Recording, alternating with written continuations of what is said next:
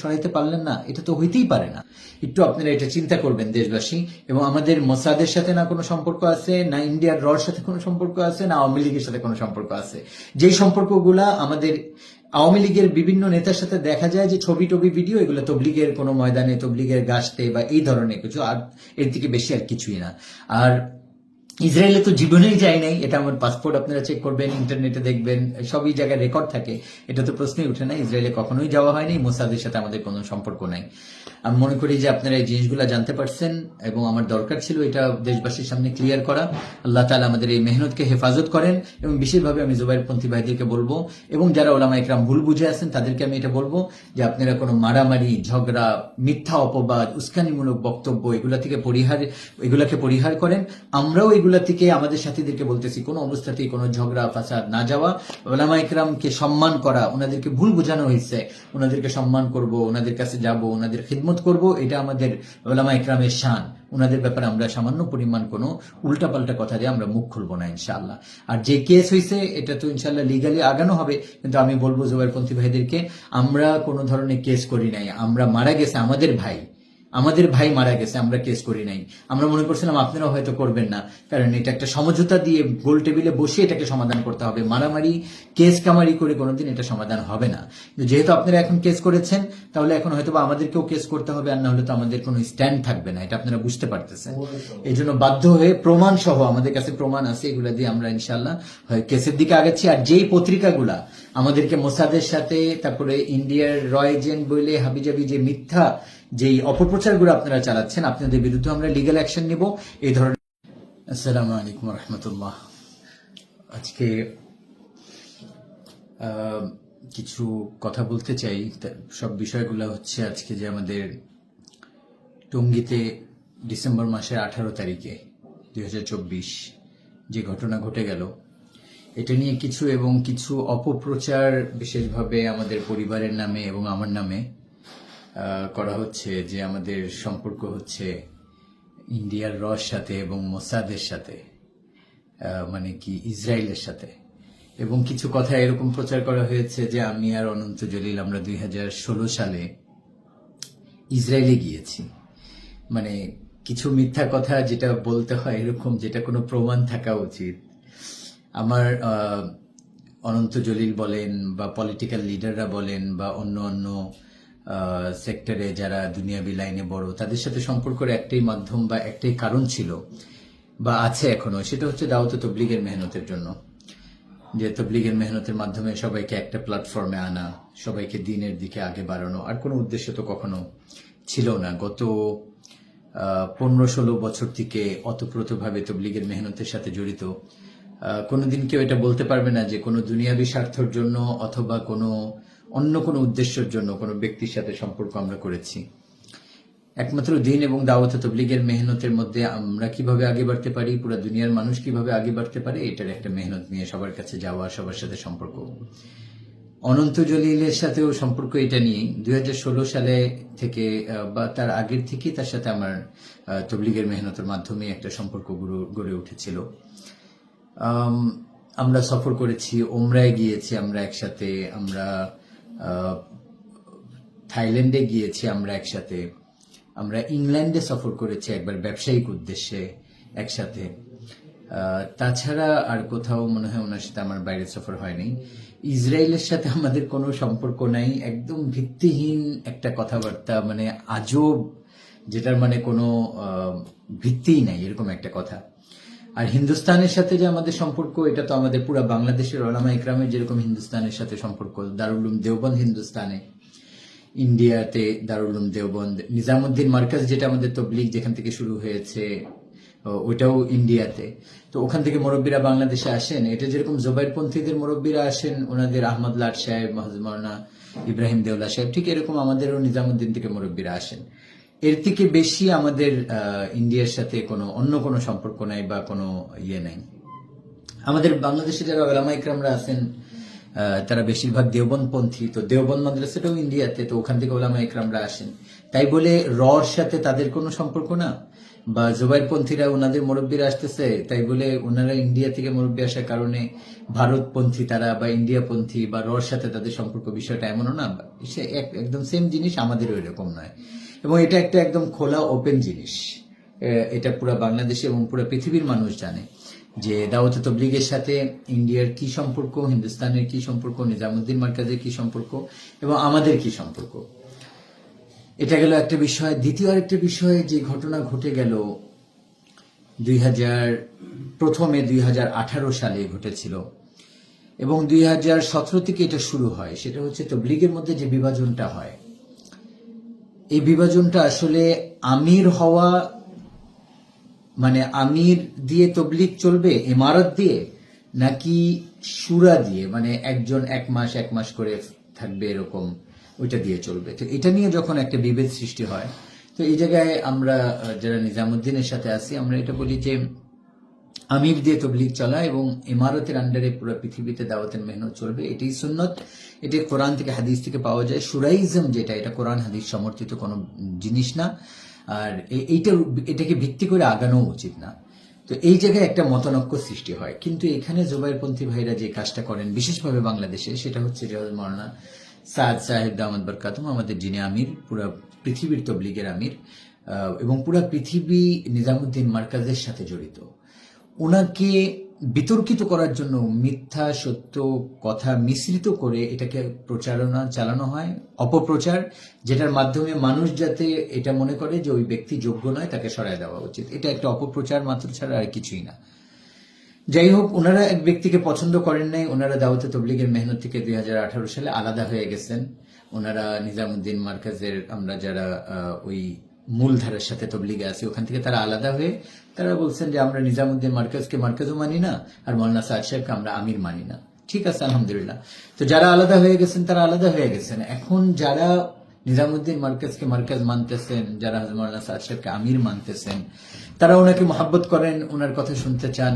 এই জন্য ওনারা চান বা আমরা চাই এটা যে উনি বাংলাদেশে আসুক, আমাদের ইজতেমায় অংশগ্রহণ করুক এবং ওনার ভক্তবৃন্দ যারা আছে তারা ওনার কথা শুনবে, এটা একটা স্বাভাবিক জিনিস। কিন্তু এই জায়গায় জুবাইরপন্থীদের উনাকে আসতে না দেওয়া বা কোথাও আমাদের প্রোগ্রাম এরকম হইতে গেলে যেখানে উনি আসবে ওই জায়গায় অ্যাটাক করা, এই জিনিসগুলো আমাদেরকে অনেক বেশি বাংলাদেশের মধ্যে তবলীগের মেহনতটাকে প্রশ্নবিদ্ধ করেছে এবং সাধারণ মানুষ দাওয়াতে তবলীগের থেকেও দূরে সরতেছে এবং মুসলমানদের ব্যাপারে বা ইসলামের ব্যাপারে, তবলীগের ব্যাপারে একটা তাদের খারাপ ধারণা সৃষ্টি হচ্ছে। এবং এই জায়গায় তৃতীয় পক্ষ এসে তারা বিভিন্নভাবে সুযোগ নিতেছে যে আমরা এখান থেকে কোনো ফায়দা লুটতে পারি কিনা। 2018 সালেও একই জিনিস হয়েছে, সেটা হচ্ছে টঙ্গী ইজতেমার ময়দানে জোর নির্ধারণ করা হয়, যেটা ইজতেমার 40 দিন আগে করা হয়। ওই জায়গায় সরকার প্রধান যারা ছিলেন তাদের সাথে বসে এটা নির্ধারণ করা হয় যে আমাদের জোর হবে, একটা ডেট দেওয়া হয় আমাদেরকে ডিসেম্বর মাসের 27-28 তারিখ থেকে বা 28-29 তারিখ থেকে, আর ওনাদেরকে দেওয়া হয় জানুয়ারি মাসের 7 তারিখ থেকে। তো এই হিসাবে আমরা আমাদের জোরের প্রস্তুতি গ্রহণ করার জন্য মাঠে যাওয়ার কথা। কিন্তু ওনারা যেটা করেন যে আগের থেকে ওনারা মাঠের মধ্যে মাদ্রাসার কিছু ছাত্রদেরকে এবং অল্প কিছু তবলীগের সাথে দেখে দিয়ে মাঠটাকে দখল করার চেষ্টা করেন। 5-6 হাজার মানুষ ছিল। তো তবলীগের ইজতেমার মাঠটা আপনারা জানেন কত বড় জায়গা, 5-6 হাজার মানুষ মানে কিছুই না, যেখানে 15-20 লাখ মানুষের সমাগম হয়। তো আমরা সরকারের অনুমতি নিয়ে, সরকার আমাদেরকে বলেন এটা যে আপনারা যান ইজতেমা করার জন্য, জোর করার জন্য। ওখানে আমাদের সাথীরা যায়, যাওয়ার পরেও গেটগুলো বন্ধ থাকে, আমাদের সাথীরা ঢুকতে পারে না। পুলিশ এবং ওই জায়গায় সরকারি ঊর্ধ্বতন কর্মকর্তা সবাই ছিলেন এবং ওনারা পরবর্তীতে একটা সময় বলেন যে ওনারা বের হয়ে যাবে, আপনারা গেটকে ছেড়ে দাঁড়ান। তো গেটকে যখন ছেড়ে দাঁড়াতে বলে, কিন্তু ওনারা বের না হয়ে উপর থেকে ইট মারা শুরু করে। এইটার অসংখ্য ভিডিও আমাদের কাছে আছে, এগুলো আমি ইনশাআল্লাহ দিয়ে দিব এই ইয়ের মধ্যে, লিঙ্কে, কমেন্টসের মধ্যে। আর হচ্ছে তারপরে যেটা হয় যে একটা হাঙ্গামা সৃষ্টি হয়, 1-1.5 লাখ মানুষ বাইরে ছিল, ধাওয়া পাল্টা ধাওয়া একটা পরিস্থিতি সৃষ্টি হওয়ার কারণে গেট ভেঙে ঢুকে পড়ে। ঢোকার পরে ভেতরে অল্প কিছু মানুষ ছিল, তারা লাঠি দিয়ে অ্যাটাক করে, ওইটারও ভিডিও আছে, আমি দিয়ে দিব। আমাদের সাথীদের হাতে কোনো লাঠি ছিল না, তারা খালি হাতে ছিলেন এবং তারা যখন ভিতরে ঢুকেন তো তারা অ্যাটাক হওয়ার পরে তাদের লাঠি দিয়ে তাদের সাথে একটা সংঘর্ষ হয় এবং আমাদের একজন সাথী ওই জায়গায় মৃত্যুবরণ করে, ওনাদের কেউ মারা যান নাই। আমাদের একজন সাথী মুন্সিগঞ্জের, আমার মাদ্রাসার পাশে ওনার বাড়ি, ওই জায়গায় উনি ইন্তেকাল করে, ওই মাঠের মধ্যে ওনাকে মেরে ফেলা হয়। তো এটা নিয়ে পরবর্তীতে যেটা হয় যে সরকার বলে যে একটা গন্ডগোল হয়ে গেছে, আপনারা মাঠ ছেড়ে দেন। তো আমাদের সাথীরা মাঠ ছেড়ে চলে যায়, জোর আমাদের তখন আর হয়নি। এখনো 2024 সালে সেম ঘটনা ঘটে, সেটা হচ্ছে যে গত 7 বছর এই যে তবলিগের দ্বিধাদ্বন্দ্বের মধ্যে গত 7 বছর আমরা যারা নিজামুদ্দিনের মূলধারার সাথে তবলিগের সাথে আছি, আমরা 5 দিনের জোর যেটা এটা করে আসতেছিলাম আমরা, কিন্তু টঙ্গী মাঠে আমরা যাতে না করতে পারি, জোবাইরপন্থী ভাইরা এটাকে সবসময় বাধা দেন। এটার সাথে ওনারা বাধা দেওয়ার কারণে আমরাও বলছি আচ্ছা ঠিক আছে, আমাদের দরকার নেই, ওনারাও করতেছেন না, আমরাও করবো না। তো ওনারা এই গত 7 বছর 5 দিনের জোর করেন নাই, ওনারা বিভাগবাড়ি 2.5 দিনের ইস্তেমা, 3 দিনের ইস্তেমা এগুলা করেছেন। 5 দিনের জোর ওনারা করেন, কিন্তু আমরা 5 দিনের জোর করেছি। আমরা মিরপুরে করেছি 1-2 বছর, আমরা কেরানীগঞ্জে করেছি 1-2 বছর, তারপরে এরকম আরেক জায়গায়, এইভাবে মিলায় আমরা বিভিন্ন জায়গায় আমাদের 5 দিনের জোর আমরা করেছি, যেখানে আমাদের তবলিগের মূল যে 3 চিল্লার সাথী যারা, তারা এখানে সমাগম হয়েছিল। এবার যখন সময় আসলো এবং বিগত ফ্যাসিস্ট সরকার এখান থেকে বাংলাদেশ থেকে বিদায় নিল, তো আমরা এটা মনে করলাম যে এখন একটা বৈষম্য দূর করার জন্য একটা সরকার প্রতিষ্ঠিত হয়েছে, যাদের কাছে আমরা ইনসাফ পাবো। আচ্ছা, আরেকটা কথা, আমাদেরকে আওয়ামী লীগের সাথে ট্যাগ করা হয়। আমাদের আওয়ামী লীগের সাথে কোনো সম্পর্ক নাই। এখানে আওয়ামী লীগের যাদের সাথে আমাদের ছবি বা ভিডিও দেখা যায়, এই জিনিসগুলো দাওয়াতে তবলিগের নিসবতে তাদের সাথে দেখা সাক্ষাৎ বা গাছতে যাওয়া হয়েছে। এখানে আরেকটা কথা বলতেই হয়, সেটা হচ্ছে যে এখন বর্তমানে যে জিনিসটা অনেকে হাইলাইটস করতেছে, সেটা হচ্ছে আমার ফুপা মাহফুজ আনাম। উনি আমার ফুপা, অবশ্যই এটা অস্বীকার করার কিছু নেই, কিন্তু তবলিগের মধ্যে ওনার কোনো ইনফ্লুয়েন্স নাই, কোনো সম্পর্ক নাই। উনি আমাদের তবলিগে কখনো আসেনও না, ওনার একটা আলাদা চিন্তাধারা, উনি আলাদাভাবে কাজ করেন।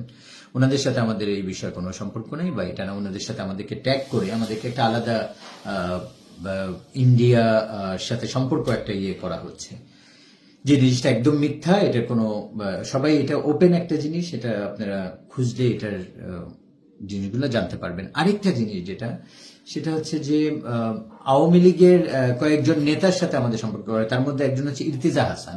ইর্তিজা হাসান সাহেব, তিনি 2012 সালের আগে তবলিগের সাথে খুব ভালোভাবে জড়িত ছিলেন। 12-13 পরে উনি তবলিগ থেকে সরে উনি পলিটিক্যাল একটা লাইফ গড়ার জন্য আলাদাভাবে চলে যান। বাকি উনি তবলিগের মাধ্যমে হয়তো বা দিনদারি পেয়েছেন, এই জন্য সবসময় দাড়ি টুপি ওইভাবেই উনি চলতেন। কিন্তু ওনার সাথে আমাদেরকে ট্যাগ করে যে উনি আমাদের একজন আমরা ওনার সাথে চলি, এরকম আসলে বিষয় না। বিষয়টা যেরকম আমাদের ওলামা একরাম যারা আছেন বাংলাদেশের বা জোবাইরপন্থীরা আছেন, বিভিন্ন সময় আওয়ামী লীগের বিভিন্ন নেতাদের কাছে যাওয়া হয়েছে বিভিন্ন কাজের জন্য, ওইভাবেই এরকম আমাদের অন্য অন্য আওয়ামী লীগের নেতাদের সাথে সম্পর্ক ছিল, তেমন কিছু না। আর আসাদুজ্জামান কামাল সাহেব, ওনার সাথে তো আমাদের কোনো সম্পর্কই ছিল না, বরং জোবাইরপন্থীদের একজন আছেন মাহফুজ হান্নান সাহেব। মাহফুজ হান্নান, ইঞ্জিনিয়ার মাহফুজ হান্নান নামে যে জড়িত, তার হচ্ছে সে জোবাইরপন্থী একজন মূল মুরব্বীদের মধ্যে একজন। তার সম্পর্ক জ্যোতি, যে হচ্ছে কামাল সাহেবের ছেলে জ্যোতি, তার সাথে সে ব্যবসা করত। আমি এটা এখনো জানি না যে কিভাবে আমাদের বৈষম্য বিরোধী সরকার তাকে এখনো ধরে নাই বা তাকে জিজ্ঞাসাবাদের মধ্যে আনে নাই, যে তার জ্যোতির সাথে এত বড় ব্যবসা, এত বড় সম্পর্ক, অস্ত্র সে এনে তাদের মাধ্যমে বিক্রি করছে, ইসরায়েল থেকে বিভিন্ন জায়গা থেকে সে অস্ত্র আনছে। এটা তো সে আমাকে নিজে একবার বলেছিল, এবং আমাকে ওই ব্যবসার মধ্যে যখন আমাদের একসাথে সম্পর্ক ছিল একবার সে জড়িত করার চেষ্টা করছিল, আমি এগুলোর মধ্যে যাইনি। তো তাকে যদি ধরেন, হয়তো বা এই তবলিগের বিভাজনের ব্যাপারে অনেক কিছু আপনারা জানতে পারবেন।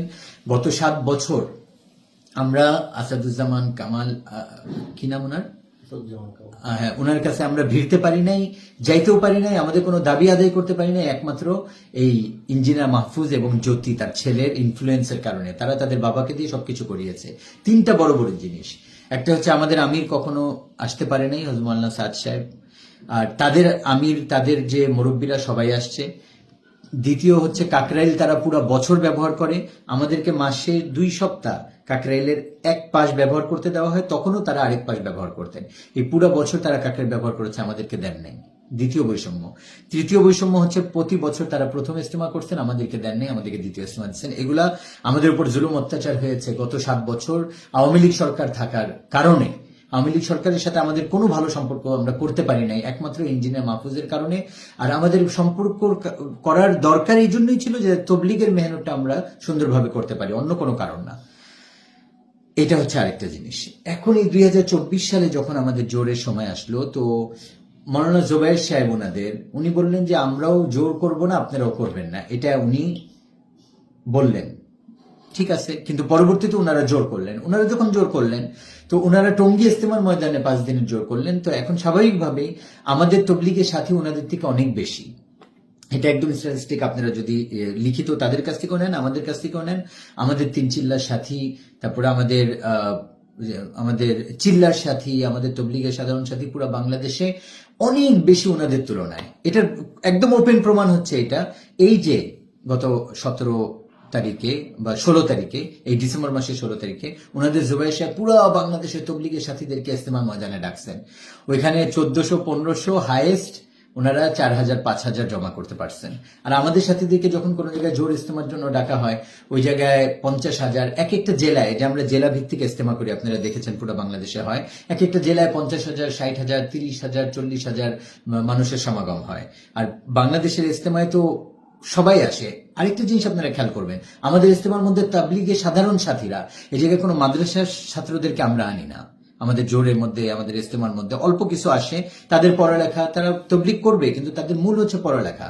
এই জন্য তাদের পড়ালেখা বিঘ্ন না ঘটে আমরা সাধারণ মানুষ তবলিগ। কিন্তু ওনারা যখন ইস্তেমা করেন, পুরো বাংলাদেশে মাদ্রাসাগুলো ছুটি দিয়ে ছাত্রদেরকে নিয়ে আসেন, দেখবেন যে সব ছোট ছোট বাচ্চারা।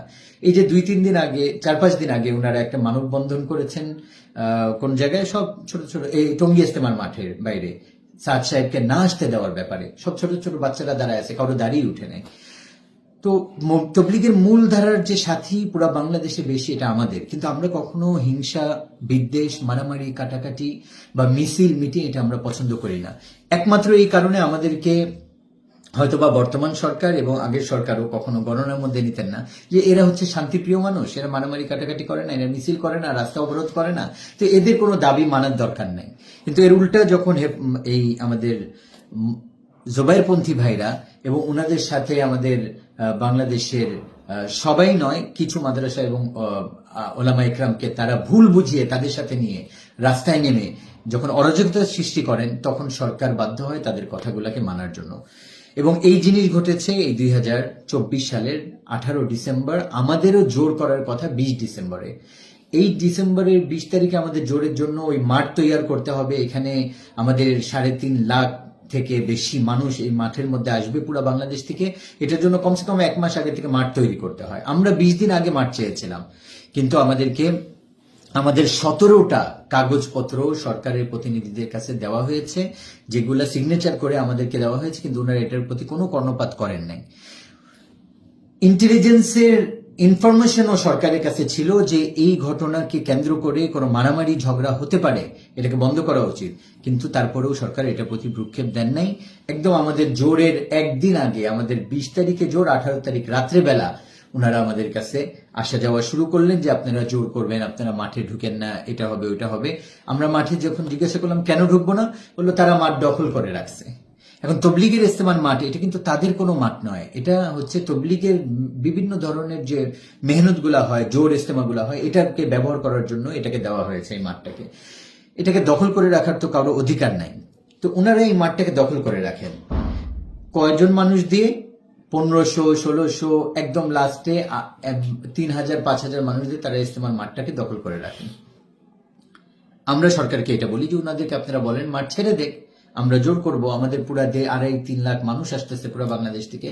সরকার এটার প্রতি ভ্রুক্ষেপ না দিয়ে আমাদেরকে বলেন যে অন্য জায়গায় করার জন্য। তারপরেও আমরা মেনে নিয়েছিলাম যে ঠিক আছে আমরা অন্য জায়গায় করি, আপনারা আমাদেরকে জায়গা দেন। ওনারা বলেন দিয়াবাড়িতে করেন। দিয়াবাড়িতে আমরা যেয়ে দেখলাম ওনাদের প্রতিনিধিও আসলো সরকারের পক্ষ থেকে, ওই জায়গায় 20-30 হাজারের বেশি, 30-40 হাজারের বেশি মানুষের সমাগম করা সম্ভব নয়।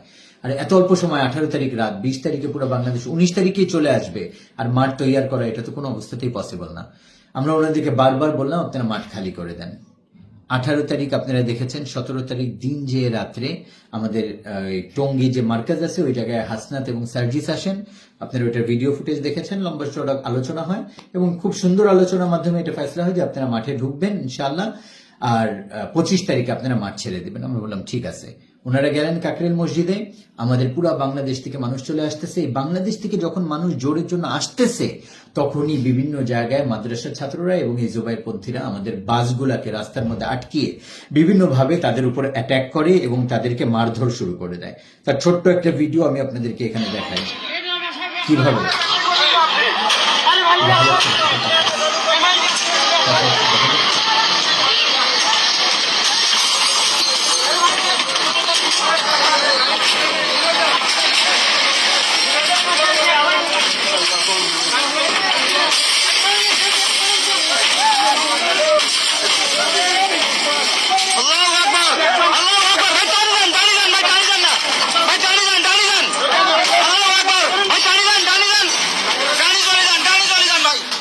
এরকম এই ধরনের অসংখ্য ভিডিও পুরা বাংলাদেশের মধ্যে যখন আমাদের সাথীরা জোর করার জন্য আসতে থাকে, তখনই তারা ওই গাড়িগুলোর উপর আক্রমণ করে এরকম ভাবে মানুষকে মারধর শুরু করে এবং খুন খারাপি শুরু করে। এটার কারণ হচ্ছে তার একদিন আগে মাওলানা জুবায়ের সাহেব উনি এবং আরো কিছু ওনার ভুল বুঝিয়ে ওলামা ইকরামদেরকে কাকরাইল মসজিদে একত্রিত করেন এবং ওই জায়গায় বাংলাদেশের বিভিন্ন জেলা থেকে এবং বাংলাদেশ ঢাকা শহরের তাদের তবলিগের যে সাথীরা আছে তাদেরকে ডেকে ওই জায়গায় তাদেরকে উদ্বুদ্ধ করেন যে এই মাঠ আমাদেরকে দখল করে রাখতে হবে।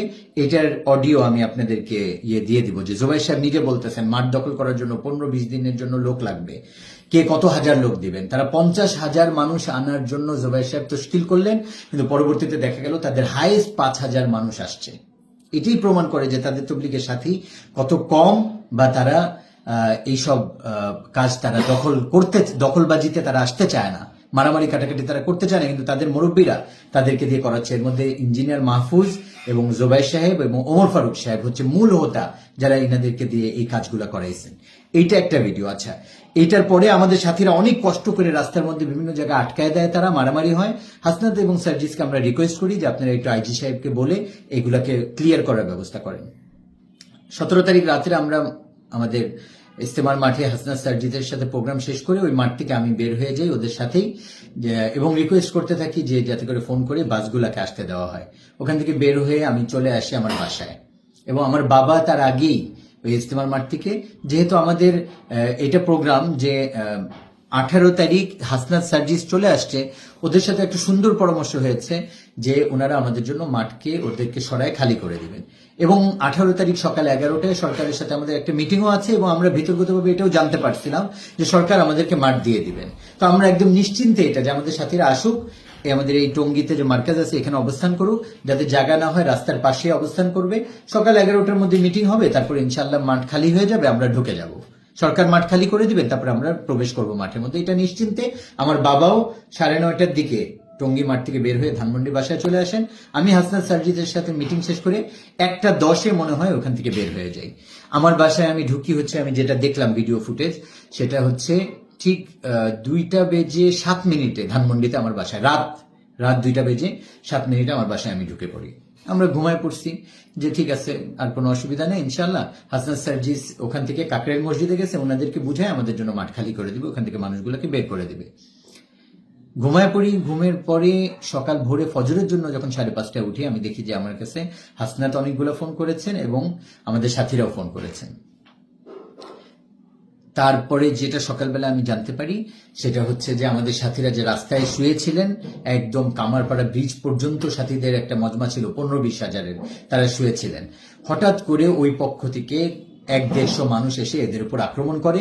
তারা তাকবীর দিয়ে দাঁড়িয়ে যায় এবং পুরা মজমা এই যে 15-20 হাজার তারাও পেরেশান হয়ে যায় যে কি হলো, এবং তারা ওখান থেকে ভাগদৌড়ের মধ্যে একটা ধাওয়া পাল্টা ধাওয়ার মধ্যে তারা কামারপাড়া ব্রিজ পর্যন্ত চলে যায়। ওখানে আমাদের মুরব্বী মাওলানা আব্দুল্লাহ মনসুর সাহেব উনি সবাইকে আটকে দেন, আমরা ব্রিজ পার করবো না, আমাদের ঢোকার অনুমতি নাই, আমরা এই জায়গায় দাঁড়ায় থাকি, ওরা যা ইচ্ছা করুক। তারা ভিতর থেকে আমাদেরকে ইট পাটকেল এবং আগুন দিয়ে জ্বালায় বিভিন্ন জিনিস আমাদের উপর মারতে থাকে, এবং এক পর্যায়ে এসে ওখান থেকে পুলিশ সরে যায় এবং তারা এসে আমাদের উপর অ্যাটাক করে। এই অ্যাটাকের মধ্যে তাদের মধ্যে ধাওয়া পাল্টা ধাওয়ার মধ্যে সব দৌড় দিয়ে এদিক ওদিকে ছুটাছুটি করতে করতে ইস্তেমার মাঠের মধ্যে ঢুকে যায়। ইস্তেমার মাঠে ঢুকার পরেই যেটা হয় যে আমাদের সাথীদেরকে কঠিনভাবে বলা ছিল যে আমরা ইস্তেমার মাঠে কোনো অবস্থাতেই ঢুকবো না, আর তারা যাই করুক আমরা কোনো মারামারি করবো না। কিন্তু ওখান থেকে তারা ছুরি এবং বিভিন্ন ধরনের জিনিস নিয়ে তারা প্রস্তুত ছিল, যেটা আমি আপনাদেরকে একটু দেখাই। এই যে এগুলো ইস্তেমার মাঠে পরে আমাদের সাথীরা পেয়েছে, দেখেন। ইস্তেমার গোডাউন থেকে বিপুল পরিমাণ দেশীয় অস্ত্র সাথীরা উদ্ধার করছে। আর কিছু পাওয়া গেছে পাশে, এখানে আরো 2টা বস্তা আছে এখানে, এগুলা বস্তাকে বস্তা তারা ওখানে ভরে এই জিনিসগুলো আক্রমণ করার জন্য তারা তৈয়ারি নেয়, প্রিপারেশন নেয় ওখানে। বড় ভয়ঙ্কর বিষয় হচ্ছে এটা যে আরো ভয়ঙ্কর ভয়ঙ্কর অস্ত্র এই দেখেন এই যে এটা। পুরো দেশবাসীর সামনে আমরা জানাইতে চাই, আজকে যে টঙ্গী ময়দানে মৌলানা সাদ সাহেবের অনুসারীরা প্রবেশ করার পরে জুবাইর সাহেবের অনুসারীদের কামরার পাশে আমরা সংরক্ষিত অবস্থায় মার্বেল যেটা রবার দিয়ে তারা বুলেট বানাইছে এবং গুলি এটার ব্যবস্থা তারা রাখছে এবং এই টল টেডা এই সমস্ত জিনিস তাদের এখানে এই ধরনের জিনিস তারা ওই জায়গায় এগুলা সংরক্ষণ করে রেখেছে। এবং আমাদের সাথীরা যখন টিন শেডে ওরম প্রথমে এই আমাদের সাথীরা ঢুকে এদিক দিয়ে মেহমান খানার গেট দিয়ে, তারপরে এখান থেকে ঢুকে আমাদের 1-150 সাথী তারা টিন শেডের দিকে আগে বাড়ে। ধাওয়া পাল্টা ধাওয়ার মধ্যে টিন শেডে তাদের প্রায় মনে হয় 3-4 হাজার মানুষ ছিল এবং আমাদের সাথী যাওয়ার সাথে সাথে এই ছুরি এবং বিভিন্ন জিনিস দিয়ে তারা তাদেরকে অ্যাটাক করে এবং অ্যাটাক করে বিভিন্নভাবে। এই যে দেখেন একটা আমি দেখাই আপনাদেরকে এই ধরনের অ্যাটাক, এটা এখানে দেখানো হয়তো বা ঠিক হবে না, এবং তাদেরকে আহত করে এবং তাদেরকে মেরে ফেলে। আমাদের সাথী মারা যায় ওখানে এবং বেলাল ভাই প্রথম আমরা জানতে পারি যে উনি মারা যান এবং তারপরে তারা ওখান থেকে এত সাথী ঢোকার পরে তারা ওখান থেকে পালিয়ে যায় এবং কিছু সাথীদেরকে আমাদের সাথীরা ঘেরাও করে তাদেরকে বন্দী করে ওখানে। এবং আমাদের একজন প্রত্যক্ষদর্শী সাথী এটা বলে যে তাদের সাথীকে তারা মনে করে যে আমাদের সাথী, তাদের উপর তারা অ্যাটাক করে তাদেরকে মেরে ফেলে। এখন এই ঘটনার সাথে আমাদের তো ব্যক্তিগতভাবে কোনো সম্পর্ক নাই। আমি আমার বাবা আমরা চলে আসছি ধানমন্ডিতে, আমরা জানতামও না এবং ওই জায়গায় আলোচনা ফলপ্রসূ। আমাদের কোর্টে ওই সময় বল ছিল যে সকালবেলা আমরা মাঠ পেয়ে যাচ্ছি। এটা আমানুল হক সাহেব তার পরের দিনও বলেছেন আমরা কেন অ্যাটাক করব, আমরা কেন এত বড় বোকামি করব, যেখানে আমাদেরকে সরকার মাঠ দিয়ে দিতেছে আমরা তো ওখানে ঢোকার জোর করে আর অ্যাটাক করার তো কোনো প্রশ্নই উঠে না। এই জন্য আমি পুরো দেশবাসীকে এটা বলবো যে আমাদের উপর এখানে খুবই একটা মিথ্যা অপবাদ বিভিন্ন চ্যানেলের মধ্যে বিভিন্ন ইয়ের মধ্যে প্রচার করা হচ্ছে এবং আমাদের সরকারি প্রতিনিধি যারা আছেন তারাও হয়তো বা ভুল বুঝতেছেন জিনিসটাকে। আমি আপনাদেরকে আল্লাহর ওয়াস্তে বলবো পুরা বাংলাদেশের প্রতিটা গলিতে, প্রতিটা মহল্লায়, প্রতিটা মসজিদে তবলিগের সাথে আছে। এটাকে যদি এইভাবে অপপ্রচার চালানো হয় আর এটার পিছনে যদি এইভাবে টিভিতে বিভিন্ন জায়গায় এবং মসজিদে মসজিদে যদি ইমাম সাহেবরা উল্টাপাল্টা কোনো উস্কানিমূলক বক্তব্য দেন তাহলে আজকে জুমার দিন আমি বলবো এটা কঠিন একটা পরিস্থিতি পুরো বাংলাদেশের মধ্যে সৃষ্টি হবে, যেটা আমরা কখনোই চাই না। আমাদের সাথীদেরকে আমরা সবর ধৈর্য চুপ করে থাকতে বলতেছি এবং আমাদের ব্যাপারে আমার বাবা এবং 29 জনের বিরুদ্ধে ওই মার্ডার যেগুলোর সাথে আমরা সামান্য পরিমাণও জড়িত না ওইটা দিয়ে তারা কেস করেছে গতকালকে এবং মার্ডার কেস করেছে এবং এই কেসের জন্য অ্যারেস্ট করার জন্য ওয়ারেন্ট মনে হয় বের হয়েছে। মুফতি মুআজ আমাদের একজন তবলিগের সাথী, তাকে অ্যারেস্ট করে অলরেডি নিয়ে গিয়েছে। আমি পুরো দেশবাসীকে বলবো আপনারা ইনসাফ করেন। যেখানে জোবাইরপন্থীরা তবলিগের সাথী কম, আমাদের সাথী বেশি, ওখানে আমাদেরকে কাকরাইলে কেন যেতে দেওয়া হচ্ছে না, আমাদেরকে টঙ্গী ইজতেমার ময়দানে কেন ইজতেমা করতে দেওয়া হচ্ছে না এবং জোর কেন আমাদেরকে করতে দেওয়া হয় নাই, বা এই জোরকে সামনে রেখে সরকার কেন আগের থেকে ওনারা কেন প্রস্তুতি নিলেন না, ওই 4-5 হাজার মানুষকে কেন ওনারা সরালেন না। আমাদের 1,80,000 থেকে 1 লক্ষ মানুষ এই জোরের জন্য আসছিল, আমাদেরকে সরকার বলার সাথে সাথে আমরা তাদেরকে বের করে বাড়িতে পাঠিয়ে দিছি। আমরা 1 লক্ষ মানুষকে সরাইতে পারলাম আর ওনারা 3-4 হাজার মানুষকে সরাইতে পারলেন না, এটা তো হইতেই পারে না। একটু আপনারা এটা চিন্তা করবেন দেশবাসী। এবং আমাদের মোসাদের সাথে না কোনো সম্পর্ক আছে, না ইন্ডিয়ার রর সাথে কোনো সম্পর্ক আছে, না আওয়ামী লীগের সাথে কোনো সম্পর্ক আছে। যে সম্পর্কগুলা আমাদের আওয়ামী লীগের বিভিন্ন নেতার সাথে দেখা যায় যে ছবি টবি ভিডিও, এগুলো তবলিগের কোনো ময়দানে, তবলিগের গাছতে বা এই ধরনের কিছু, আর এর থেকে বেশি আর কিছুই না। আর ইসরায়েলে তো জীবনেই যায় নাই, এটা আমার পাসপোর্ট আপনারা চেক করবেন, ইন্টারনেটে দেখবেন, সবই জায়গায় রেকর্ড থাকে, এটা তো প্রশ্নই উঠে না। ইসরায়েলে কখনোই যাওয়া হয়নি, মোসাদের সাথে আমাদের কোনো সম্পর্ক নাই। আমি মনে করি যে আপনারা এই জিনিসগুলো জানতে পারছেন এবং আমার দরকার ছিল এটা দেশবাসীর সামনে ক্লিয়ার করা। আল্লাহ তাআলা আমাদের এই মেহনতকে হেফাজত করেন এবং বিশেষভাবে আমি জুবাইরপন্থী ভাইদেরকে বলবো এবং যারা ওলামা ইকরাম ভুল বুঝে আছেন তাদেরকে আমি এটা বলবো যে আপনারা কোনো মারামারি, ঝগড়া, মিথ্যা অপবাদ, উস্কানিমূলক বক্তব্য এগুলাকে পরিহার করেন।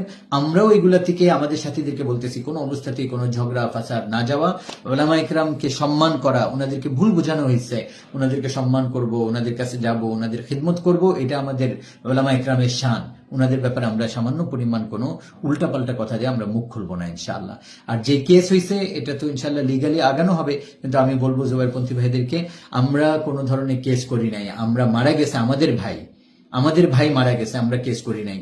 আমরা মনে করছিলাম আপনারাও হয়তো করবেন না, কারণ এটা একটা সমঝোতা দিয়ে গোল টেবিলে বসে এটাকে সমাধান করতে হবে। মারামারি কেস কামারি করে কোনোদিন এটা সমাধান হবে না। কিন্তু যেহেতু আপনারা এখন কেস করেছেন, তাহলে এখন হয়তো বা আমাদেরকেও কেস করতে হবে, আর না হলে তো আমাদের কোনো স্ট্যান্ড থাকবে না, এটা আপনারা বুঝতে পারতেছেন।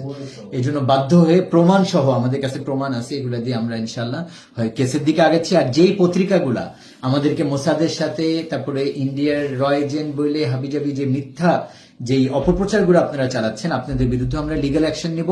এই ধরনের কোনো কাজ আপনারা আশা করি করবেন না ইনশাআল্লাহ। আল্লাহ তাআলা আমাদেরকে হেফাজত করেন। তবলিগের মেহনতকে আবার একসাথে এক হয়ে, বা এক যদি না হতে পারি, যার যার জায়গায় সে নিজের মতো মেহনত করবে। কেউ কাউকে মারবে না, কাটবে না, অপবাদ মিথ্যা গালিগালাজ এগুলো করবে না। সবাই নিজের মেহনত করবে। বাংলাদেশে কত অন্য অন্য দিনই মেহনত হইতেছে, সবাই যার যার জায়গায় করতেছে। আমরা একজন আরেকজনের কাজের মধ্যে ইন্টারফেয়ার করতে পারি না। এই জন্য সবাই নিজের মেহনত করি, সবাই সবার প্রশংসা করি, সবাই সবার সম্মান করি, আর নিজের মেহনত সবাই করতে থাকি। জাযাকাল্লাহ। আরেকটা জিনিস, আনেওয়ালা ইজতেমা, আমাদেরকে যে ডেট সরকার আগে থেকে দিয়েছেন, ফেব্রুয়ারি মাসের 7 তারিখ থেকে আমাদের টঙ্গী ইজতেমার ময়দানে আমাদের ইজতেমা। ওই ইজতেমা আশা করি ইনশাআল্লাহ সুন্দরভাবে সংগঠিত হবে। এটার মধ্যে আমরা বাধা দেওয়ার বা এই ধরনের কোনো কাজ আমরা চেষ্টা করব না। আর কাকরাইল আমাদের 27 তারিখে, এই মাসের 27 তারিখ, আজকে ডিসেম্বর মাসের 27 তারিখে আমাদের কাকরাইলে বাড়ি শুরু হচ্ছে। এই জায়গায় আমরা বলবো সরকারি প্রতিনিধি যারা আছেন ওনাদেরকেও, এবং জুবাইরপন্থী ভাইদেরকেও, এবং আমাদের ওলামা একরামদেরকেও, যে আপনারা কাকরাইল মসজিদকে 27 তারিখে খালি করে দিবেন। আর না হলে এরকম ঘটনা না ঘটে, এটার জন্য আমাদেরকে চেষ্টা করে, এটা নিয়ে আমাদেরকে চিন্তা করতে হবে, আগে বাড়তে হবে। আল্লাহ তাআলা আমাদেরকে বুঝার তৌফিক দান করেন। ওয়া আখিরু দাওয়ানা আলহামদুলিল্লাহি রাব্বিল আলামিন।